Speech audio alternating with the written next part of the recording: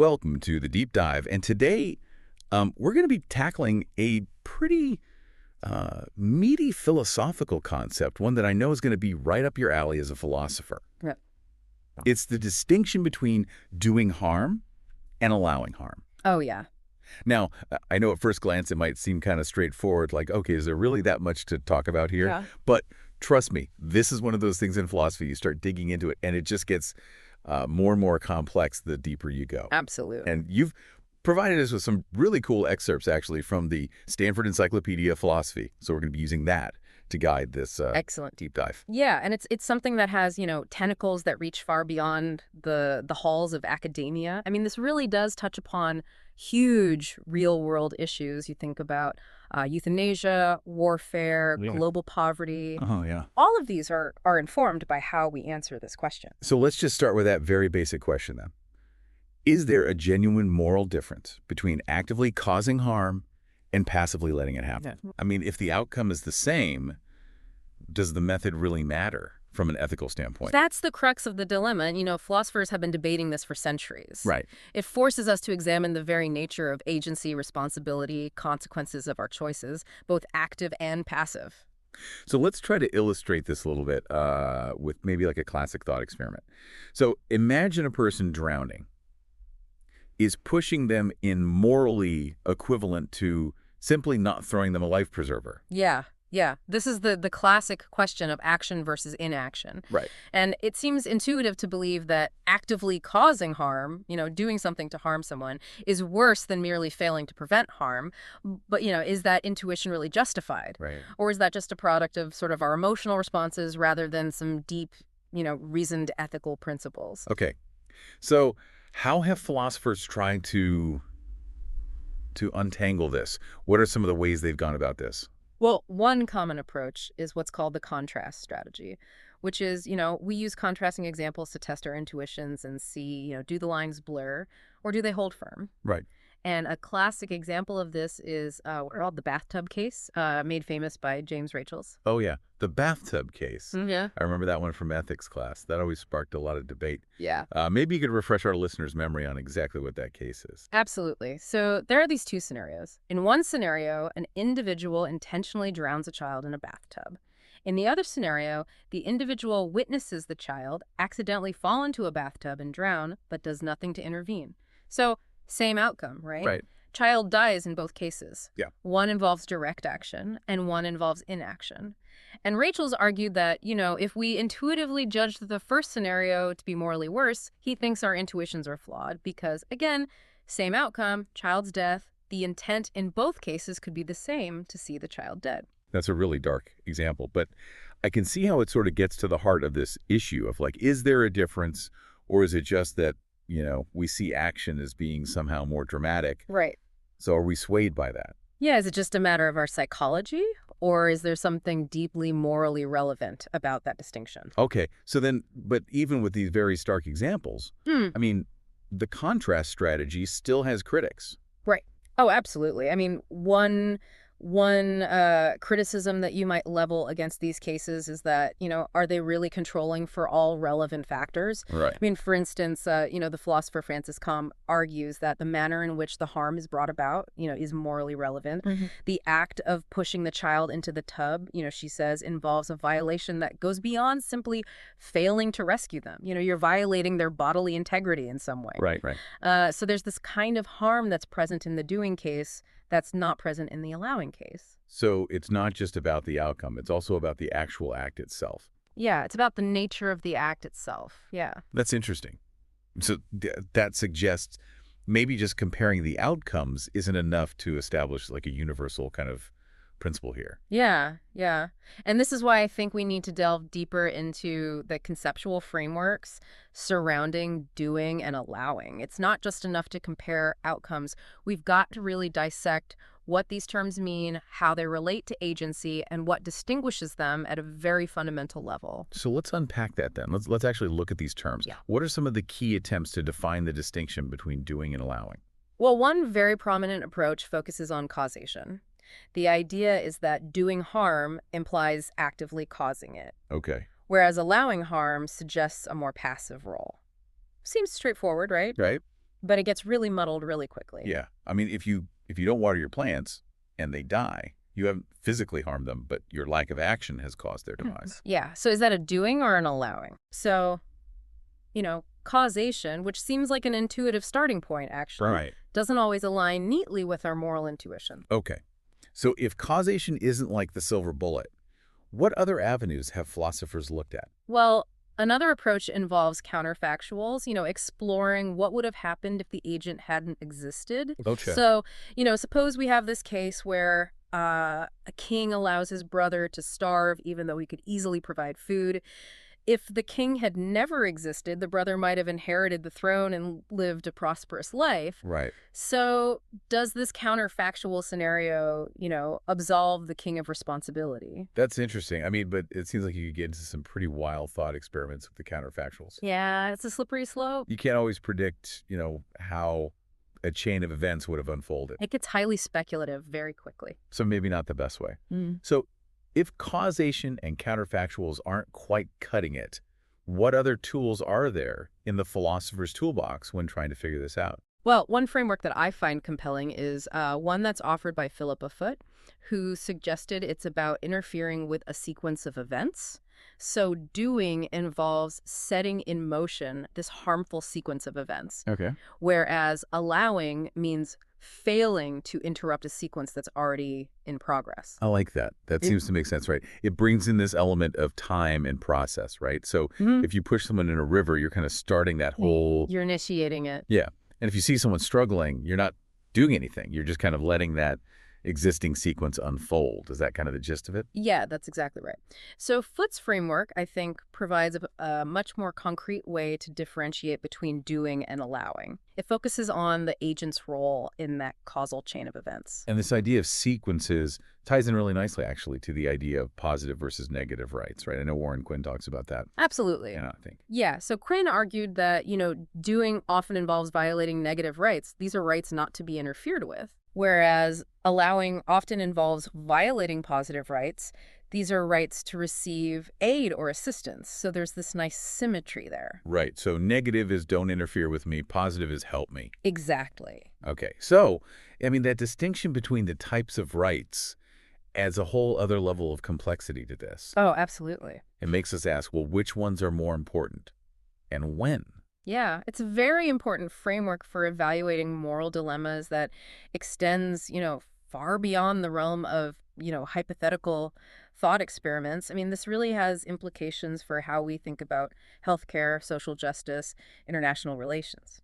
This is already getting complicated. Oh, yeah. And we've covered a lot of ground. I feel like we're really just kind of scratching the surface here. We are just getting started. There's so much more to dig into, especially when it comes to, what are the real thorny problems? What are some of the new twists on this? And even are there experimental approaches to this whole philosophical puzzle? Oh, yeah. So I think we'll pause here, let our listeners sort of digest all of this, but don't go anywhere because in part 2, we're going to be diving into those thorny problems, the new twists, maybe even some experimental philosophy to shake things up a little bit. All this talk about sequences and rights, it kind of leads us naturally to another very famous philosophical thought experiment, the trolley problem. Ah, yes. Yeah. The trolley problem. I'm sure many philosopher has lost sleep over this one. And it's one of those that really seems to capture the imagination, even for people who aren't, super into philosophy. It really does. It has a way of cutting through the abstract and just presenting this very stark, visceral dilemma. It really forces us to confront our moral intuitions head on. So for our listener who maybe isn't as familiar with this thought experiment, can you kind of set the stage a little bit? Sure. So imagine a runaway trolley barreling down the tracks. Ahead, you see 5 people tied to the rails, unable to move. You're standing by a lever. If you pull the lever, the trolley will be diverted onto a side track. But on that side track, there's one person tied to the rails. So you have a choice. Do nothing. The trolley kills the 5 people, or intervene, pull the lever, actively cause the death of one person to save the 5. What do you do? Yeah. I mean, it's a really tough choice. I think it highlights that tension between, we don't want to cause harm, but we also want to minimize harm. Right. It's tempting to just see this as, oh, this is just another doing gallowing problem. Right. But I have a feeling it's a little more nuanced than that. You're absolutely right. It's not just about doing versus allowing. It forces us to grapple with the relative weight of different ethical principles. Okay, so unpack that for me a little bit. How does it go beyond that kind of simple dichotomy? Well, the trolley problem challenges us to consider whether minimizing harm always trumps the principle of not directly causing harm. So if you pull the lever, you're actively causing that one person's death, even if it's to save 5 others. If you do nothing, 5 people die. But it's through inaction on your part. So, which choice aligns with a stronger moral imperative? Minimizing harm or refraining from directly causing harm? Yeah, that's a great question. And I think it sort of points to the fact that, depending on which ethical framework you're coming from, you might get a different answer. Right. So like utilitarianism would say, minimize the harm overall if you have to do some harm. Right. But then deontology might say, well, no, there's a rule against killing. You can't kill. Exactly. So the trolley problem, it doesn't give us easy answers, but it illuminates the inherent complexities and conflicts within our ethical systems. And then, of course, you have all the variations of the trolley problem, which just make it. Oh, yeah. Philosophers, we love to tweak these thought experiments to kind of push them to their limits and see where our intuitions break down. One of the ones that I find pretty interesting is the safety net case. Ah, yes. The safety net cases. These are a particularly fascinating subset of scenarios that really muddy the waters. So what are those? Can you lay those out for the listener? Yeah, so these cases involve situations where harm results from the removal of a protective barrier or safety measure. So imagine, for instance, a worker high up on a scaffolding. He's about to fall, but a safety net is in place to catch him. Someone removes the safety net, and the worker falls to his death. So, is this act of removing the safety net considered doing harm or allowing harm? It's almost like a reverse trolley problem, right? Right. Instead of redirecting the harm, you're taking away something that would prevented the harm. So where do these cases fall? Well, that's the million-dollar question, and you guessed it, no easy answer. Of course. Some philosophers argue that all safety net cases should be classified as doing, emphasizing the active choice involved in removing the safeguard. Others maintain that it's still allowing because the ultimate harm comes from the pre-existing danger, the fall from the scaffolding in this case. So it's about are we emphasizing the removal of the net or the fact that there was always a threat there in the first place? Exactly, yeah. And it's a very subtle distinction, but it has these profound implications for how we assign moral responsibility. And then, of course, to make things even more complicated, you have some people who say, well, no, this is actually a third category. This isn't doing or allowing. This is something else. It's a testament to the complexity of the doing-galling distinction, that even with these seemingly clear-cut cases, we still grapple with nuances of agency, causation, and moral responsibility. So we've got the trolley problem where we're choosing to cause harm, hopefully no minimize harm. We've got the safety net cases where we're removing something that would have prevented harm. Right. Both of those are blurring the lines. Yeah. And just when I thought we had gone as far as we could go, I came across this even weirder thing, which is the idea of letting yourself do harm. Yes. Letting yourself do harm. This is where we really enter uncharted territory. I've got to say, this one really messed with my head. Yeah. Can you sort of unpack this for our listener? How does this fit into the whole puzzle? Yeah. So imagine this. You set a trap in the past, maybe unintentionally, without fully realizing the consequences. Now someone is about to walk into that trap, and you have the power to stop them. But to do so would mean, let's say, jeopardizing the lives of 5 other people. So do you prioritize preventing harm to this one individual who's about to walk into your trap, even if it means allowing harm to befall others? So now we're talking about, it's not just what I'm doing right now, it's the consequences of things I may have done in the past. Right. Even if I didn't know what I was doing. It forces us to confront this question. How far does our moral responsibility extend? Does it just encompass our present choices, or does it also encompass the ripple effects of our past actions? Right. And then, to make things even more confusing, you've got these scenarios where letting yourself do harm involves a lack of control over your own body. Right. So maybe you have a muscle spasm that's going to cause you to involuntarily pull a trigger and maybe harm someone. So do you fight the spasm and risk harm, or do you let yourself do it, even though you didn't mean to? These scenarios really highlight the complex interplay between our intentions, our agency, and the physical limitations of our bodies. They push us to consider whether moral responsibility hinges on conscious choice or whether it extends to actions we can't fully control. Enigmar Person has written about this, right? Yeah. And he says that, we're often kind of torn between like what we want to do in the present and like recognizing there is a difference morally between ourselves and other people. Right. Like, do we hold ourselves to a different standard than we hold others? Yeah, exactly. And I think a person's work highlights these inherent tensions within our moral reasoning. On the one hand, we feel a stronger sense of responsibility for our own actions, especially those that are intentional and deliberate. On the other hand, we recognize that harm is harm, regardless of the agent's intentions or their level of control. I mean, it feels intuitively like letting yourself do harm it's worse than just letting harm happen. Right. But maybe not quite as bad as like going out and doing harm intentionally. Right. But how do you actually justify that? Yeah.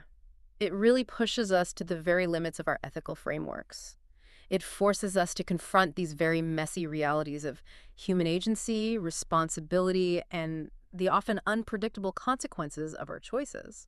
And as you pointed out earlier, we've only just begun to explore the many twists and turns this philosophical rabbit hole has to offer. I think our listener's brain is probably hurting after all of that. I mean, Yeah. we went from that basic question, is there a difference between doing and allowing? Right. We went through trolley problems, safety net cases, now letting yourself do harm. We've given them plenty to ponder, and we're not done yet. Right, because, I mean, all of this has been in this hypothetical realm Right. of thought experiments. But how does this actually play out in the world? Like, how does this affect our laws, our medical practices, how we think about what we owe to other people, especially in a globalized society? That's a question that deserves its own deep dive. Well, then let's not keep our listener waiting any longer. In part 3, we're going to go beyond the hypothetical and look at the real world stuff, doing and allowing. Okay, so we spent the last couple parts of this deep dive really digging into the philosophical arguments around this distinction between doing and allowing harm, right? Right. We've been looking at definitions. We've gone through thought experiments. We've been trying to figure out, like, where does agency start and end? Where does responsibility lie? All that good stuff. But now I think it's time to see how all of this theoretical stuff actually plays out in the real world. How does this actually affect our laws, our medical practices, what we think we owe to other people, especially, in this big globalized society we live in? Yeah, this is where the rubber meets the road. The doing-gallowing distinction isn't just this abstract philosophical puzzle. It has real practical implications for how we make decisions, how we create policies, and how we judge the actions of individuals and even nations. So, like, give me some examples of how this actually shows up in different parts of, human life. Well, let's start with the legal system, right? One of the most fundamental principles of criminal law is the concept of mens rea, which refers to the guilty mind, right? The criminal intent. And the difference between murder and manslaughter, for example, often hinges on this question of intent. Did the individual intentionally cause harm, or was it the result of negligence or recklessness or a failure to prevent a foreseeable harm? Right. And these distinctions draw very heavily on the due and gallowing framework. So the law recognizes that there is a difference, morally and legally, between me going out and hurting someone and me failing to stop someone from getting hurt. Exactly. But then how does that get applied in those more like tricky situations where it's not so obvious, what someone's intent was? Yeah, that's where things get really, really tricky.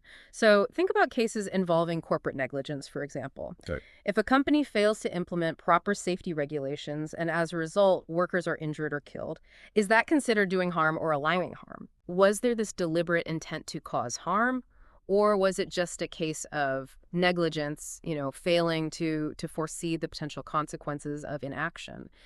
These are the sorts of questions that judges and juries have to grapple with, and the doing-gallowing distinction provides this really useful framework for evaluating culpability and assigning responsibility. So it sounds like this isn't just about like individual people, like did they do a crime or not? It's also about holding, corporations and institutions accountable for the stuff they do or the stuff they don't do. Absolutely. And it helps us to navigate this really complex web of responsibility in a society where individuals, operate within these larger systems and structures. It's not always just about one person's choices. It's about the choices of these entities as well. So moving beyond law, then, I'm curious to see how this plays out in medicine, where you have doctors having to make these really tough decisions about life and death.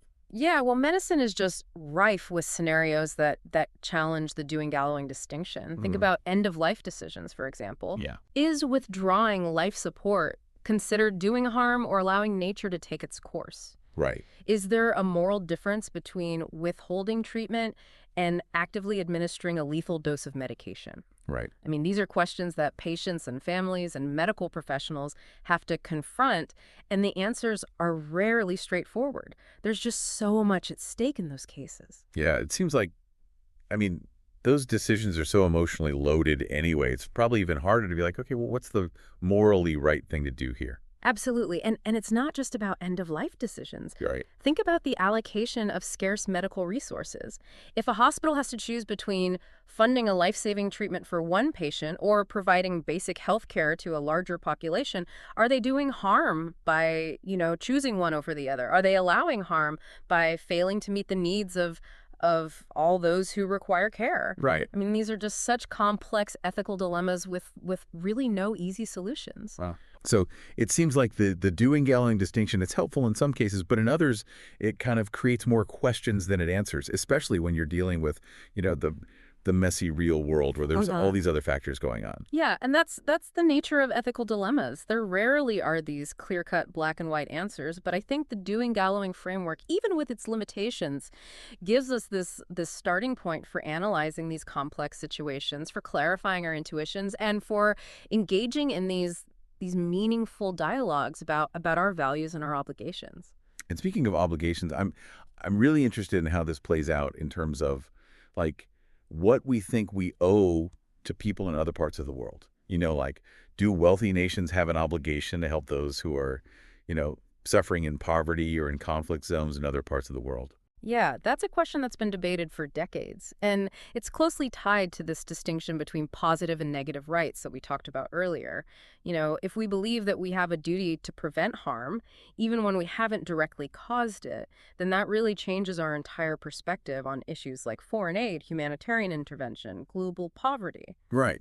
So it's like, okay, do my obligations stop at my border? Or Yeah. do they extend to people I've never met and may never meet but are still suffering because of, just how the world is set up right now? Exactly. It challenges us to really think about the limits of our responsibility, to grapple with the interconnectedness of our world, and to consider the consequences of both our actions and our inactions on this global scale. Hmm. And this is where things get, really challenging, I think, for a lot of people. So we've seen how this doing gallowing thing shows up in law, in medicine, and even in, how we think about our role in the world as a whole. But I'm curious, like, how does this very old philosophical debate hold up in the face of, new science and, people trying to study ethics in, like, experimental ways? Yeah, that's a great question. And it brings us to this really exciting field of experimental philosophy, which is often just called XFI. And this field really seeks to bridge the gap between traditional philosophical inquiry and empirical research methods. XFI. Yeah. I've heard a little bit about this. It sounds like it's kind of shaking things up in the philosophy world. It is. It's a really interesting field. And what XFI researchers are doing is they're using tools from psychology, from neuroscience, from behavioral economics, and they're using these tools to investigate our moral intuitions, to see how these intuitions are shaped by things like framing effects, how a problem is presented to us by cultural background, maybe even by genetics. So it's not just philosophers sitting in their armchairs thinking about this anymore. We're actually bringing data to the table. Exactly. And this is really, I think, one of the big contributions of XFI. So, for example, studies have shown that the way a moral dilemma is framed can significantly influence our judgments about doing versus allowing. If a problem is presented in terms of potential gains, people are more likely to favor inaction, even if it leads to a worse outcome overall. Okay. But if the same problem is presented in terms of potential losses, people are more likely to favor action, even if it means causing harm. So the way we think about the problem can really affect our judgments. So the way you ask the question matters. So it's almost like our intuitions about doing and allowing, they're not as fixed, as solid as we might think, right? They can be influenced by like these biases and these framing effects. Yeah, absolutely. And this raises some really deep questions, I think, about the foundations of our ethical beliefs. If our intuitions are so easily swayed by these external factors, can we really rely on them as a guide for moral decision making? That's kind of a scary thought. So does that mean this whole doing gallowing distinction, is it just arbitrary? Like Is it just how our brains happen to be wired and not like some deep moral truth? That's a question that's still very much up for debate. But what's clear is that XFi is challenging some of our long-held assumptions about the nature of moral reasoning, and it's forcing us to reconsider the role of intuition, emotion, cultural influences in how we form our ethical beliefs. Wow, I think we've given our listener a lot to chew on today. We went from that very basic question, Right. is there a difference between doing and allowing? Right. We went through all those crazy thought experiments all the way to XFi. We journeyed from the abstract to the concrete, from the hypothetical to the real world, and hopefully sparked some new insights along the way. So, dear listener, after all of that, where do you stand? Is there this fundamental moral difference? Or is it all just about, the specifics of the situation, your perspective, how the problem is presented to you, maybe something to think about with, a glass of wine and a good philosophy book? And until next time, keep those philosophical gears turning. And thanks for joining us on the Deep Dive.